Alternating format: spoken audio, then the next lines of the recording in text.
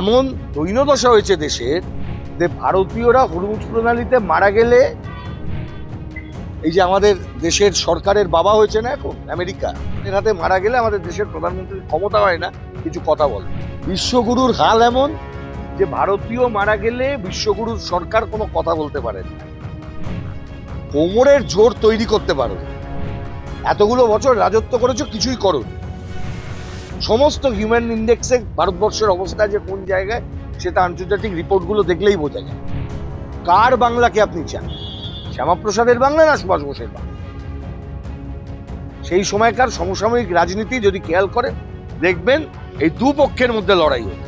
একদিকে শ্যামাপ্রসাদের ফলোয়াররা থাকতো আর উল্টো দিকে সুভাষবাবুর ফলোয়াররা থাকতো। ফুটপাতে যত মন্দির আছে, কেন থাকবে মন্দিরগুলো ভাই? রাস্তা আটকাচ্ছে না শিব মন্দিরের জন্য? বলো, রাস্তা পরিষ্কার করতে হবে তো। তা ভাঙতে হলে মন্দির ভাঙো, মসজিদ ভাঙো, গির্জা ভাঙো, অন্য কোনো মাজার থাকলে সেটা ভেঙে দাও, কোনো রাস্তা দখল করে কিচ্ছু থাকবে না, পরিষ্কার করো, কিন্তু সবটা ভাঙতে হবে। ভাঙবো মসজিদ, বাঁচাবো মন্দির হবে না, সবটা ইকুয়াল। কেন পুরোটা নয় সেটাও একটা প্রশ্ন থেকে যায়। তবে সরকারি কর্মচারীদের যে দাবি, সেই দাবি পূরণ হলো না এখনো পর্যন্ত। আমি সেটাকে সরকার তার বক্তব্য রেখেছেন বাজেটের মধ্যে, সরকারের প্রতিশ্রুতি তারা রাখতে পারলেন না, এটাই আমরা বুঝলাম। যে প্রতিশ্রুতি তারা দিয়েছিলেন ডিএর প্রশ্নে, সেটা রাখতে পারলেন না। নতুন নতুন সরকার সংখ্যালঘুদের যে টাকা বরাদ্দ হয় তার 62% কমিয়ে দেওয়া হবে, কি বলবেন? এটা কি হবার ছিল না? ভারতীয় জনতা পার্টি সরকার গড়বে, সংখ্যালঘুদের উন্নয়নের জন্য যে টাকা, সেই টাকার বরাদ্দ হবে, এটা ভাবনা করাটাই তো ভুল। আর এই টাকা তো একদিনে কমেনি।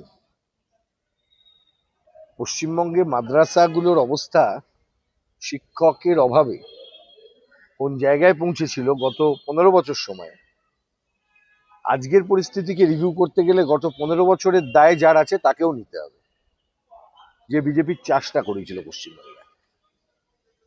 গ্র্যাজুয়ালি এগুলো কমানো হয়েছে। মাদ্রাসার শিক্ষক নিয়োগ হয়নি বছরের পর বছর। ছেলেরা যখনই চাকরির জন্য দাবি করতে গেছে, রাস্তায় আন্দোলন করেছে, লাঠিচার্জ করা হয়েছে, বাথরুম দেওয়া হয়নি, পাবলিক টয়লেট বন্ধ করে দেওয়া হয়েছে, কম হ্যারাসমেন্টও করা হয়নি। बीजेपी के साथ बीजेपी का विकास, इसमें सबके साथ सबके विकास का बात नहीं है। विकास का मतलब जिस पार्टी विकास की बात कर रहे, उस पार्टी का विचारधारा क्या है उसके ऊपर निर्भर करता है। গতকাল থেকে একটা বিতর্ক চলছে, যেহেতু সোহরাবুদ্দিন এভিনিউ যে নামটা ছিল রোড, সেই নামটা পাল্টে গোপাল মুশকিল হচ্ছে, দেখুন কোন রাস্তার নাম পাল্টাবে কোন রাস্তা পাল্টাবে না তার জন্য একটা প্রক্রিয়া আছে। কলকাতা কর্পোরেশনের এই মুহূর্তে কোনো মানে সিদ্ধান্ত নেবার, এই ধরনের নীতিগত সিদ্ধান্ত নেবার ক্ষমতা কলকাতা কর্পোরেশনের কমিশনারের নেই। আমি প্রথমে সেই গ্রাউন্ডেই স্যাটিসফাই করতে বলবো। যখন নেই, ডে টু ডে কাজ করতে পারে কমিশনার, কিন্তু ইলেক্টেড কর্পোরেশন ছাড়া ডে টু ডে এই পলিসি সিদ্ধান্ত নিতে পারে না। দ্বিতীয়ত, একটা নির্জলা মিথ্যাচার করা হয়েছে এই নামটাকে ব্যবহার করে। যে সোহরাওয়ার্দীর কথা বলা হচ্ছে তিনি একটি কুখ্যাত ঘটনার সঙ্গে যার নাম যুক্ত। আমরা প্রত্যেকেই গ্রেট ক্যালকাটা কিলিং, রক্তারক্তি কলকাতার রাজপথে নৃশংস ঘটনা, তার নিন্দা করি, কিন্তু এই সোহরাওয়ার্দী তো সেই সোহরাওয়ার্দী নন। ইনি কলকাতা বিশ্ববিদ্যালয়ের উপাচার্য ছিলেন। তাহলে distortion of history, distortion of the facts, এটা খুব ভয়ঙ্কর জায়গায় যাচ্ছে। We demand that history should not be allowed to be distorted, যেটা আরএসএস সংঘ পরিবার তারা সবসময় এটা চায়, ইতিহাসকে ডিস্টর্ট করো, ফ্যাক্টসকে ডিস্টর্ট করো, আর মিথ্যেটা বারবার বারবার কানের কাছে বাজিয়ে যাও, লোকে ভাব তারপরেই এসছে দেখবেন ওই যে না না এই সোহরাওয়ার্দী তো ওই বীণা দাসের যখন গ্রেপ্তারি হয়েছিল তাকে অনুমোদন দিয়েছে। তাহলে ভাই তোমার শ্যামাপ্রসাদ কি করেছিল? যে শ্যামাপ্রসাদ দিয়ে না তো মাতামাতি করো, সেই শ্যামাপ্রসাদও তো ইউনিয়ন জ্যাক নামাবার জন্য কিছু ছেলেকে বেত পেটা করার নির্দেশ দিয়েছিল ওই শ্যামাপ্রসাদ। বাংলার জনক বলা হচ্ছে। বাংলার জনক, বাংলায় এতদিন ধরে মানুষ তাকে কোনোদিন সমর্থন করলো না, জীবদ্দশায় জিততে পারেননি সেই সমস্ত সময়। এত বড় জনক, জনকের রাজত্বে, জনকের জীবদ্দশায় পশ্চিমবাংলার বুকে, বাংলার বুকে শ্যামাপ্রসাদের কন্টেম্পোরারি কোন মানুষরা নেতা ছিলেন? সুভাষ বোস নেতা ছিলেন। আমরা সুভাষ বোসের বাংলাকে রিপ্রেজেন্ট করি, ওই শ্যামাপ্রসাদের মতন সে যুগের মমতা ব্যানার্জির কথায় নয়। এখন তো তাকে ধন্যবাদ দিন, যেহেতু সে ছিল বলে তো পাকিস্তানের সাথে বাংলা মিশে যায়নি বিজেপি। কোথা থেকে বলছে বিজেপির নেতারা? প্রসিডিং গুলো এখনো আছে। আর উনি কাকে সমর্থন করেছিলেন? উনি কোন বিষয়কে সমর্থন করেছিলেন? ইতিহাস না পড়ে মূর্খামির পরিচয় দেওয়া ব্যক্তিরা এই ধরনের কথাবার্তা বলছে। গোপাল মুখার্জি ভূমিকাটা কি ছিল? আমি আবার বলছি, আবার গোপাল মুখার্জি, শ্যামাপ্রসাদ এর মধ্যে কেন বারবার ঢুকছেন? ইতিহাসের কিছু কিছু অধ্যায় থাকে, সেগুলোর দিকে না তাকানোই ভালো নয় কি? আপনি চান রক্তারক্তি বরাব রক্তারক্তি? নয় তো। তাহলে সুভাষ বোসকে ধরুন। যে সুভাষ বোস সেই সময় বলেছিলেন যে ত্রিশূল নিয়ে সাধু সন্তরা রাজনীতিতে আসছে, হিন্দু মহাসভা যাদের নামিয়েছে, এরা আসলে আমাদের ঐক্যের ক্ষতি করছে। কার বাংলাকে আপনি চান? শ্যামাপ্রসাদের বাংলা না সুভাষ বোসের বাংলা? সেই সময়কার সমসাময়িক রাজনীতি যদি খেয়াল করেন, দেখবেন এই দুপক্ষের মধ্যে লড়াই হতো। একদিকে শ্যামাপ্রসাদের ফলোয়াররা থাকতো, আর উল্টো দিকে সুভাষবাবুর ফলোয়াররা থাকতো। সুভাষবাবুর ফলোয়াররা বামপন্থার ফলোয়ার, আর এরা দক্ষিণ পন্থার ফলোয়ার। দুটো এক জায়গায় মেলে না কোনোদিন। সরকারের কাজ শিক্ষা, স্বাস্থ্য, কর্মসংস্থান। সেই জায়গায় বিজেপি যেখানে যেখানে ক্ষমতায় আসে নাম চেঞ্জ করা হয়, মুসলিমদের উপরে আক্রমণ করা হয়, জাতি জাতি ডিভাইডেড করা হয়। ভারতবর্ষের তো বাংলাকে নিয়ে যাবে। এটা কোথাও নিয়ে যাবেন অন্ধকারে? কোথায় যাচ্ছেন? গোটা দেশটাই বা কোথায় যাচ্ছে?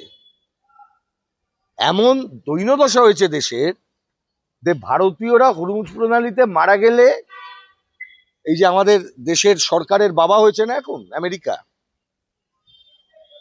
আমেরিকান সাম্রাজ্যবাদ, তাদের হাতে মারা গেলে আমাদের দেশের প্রধানমন্ত্রীর ক্ষমতা হয় না কিছু কথা বলবার। উনি ধ্যানমগ্ন থাকতে পছন্দ করেন। মুখ খুললেই তো বিপদ, মুখ খুললেই তো ট্রাম্প ওখান থেকে চমকাবে ধমকাবে। কোমরের জোর তৈরি করতে পারোনি, এতগুলো বছর রাজত্ব করেছো, কিছুই করোনি। সমস্ত হিউম্যান ইন্ডেক্সে ভারতবর্ষের অবস্থা যে কোন জায়গায়, সেটা আন্তর্জাতিক রিপোর্টগুলো দেখলেই বোঝা যায়।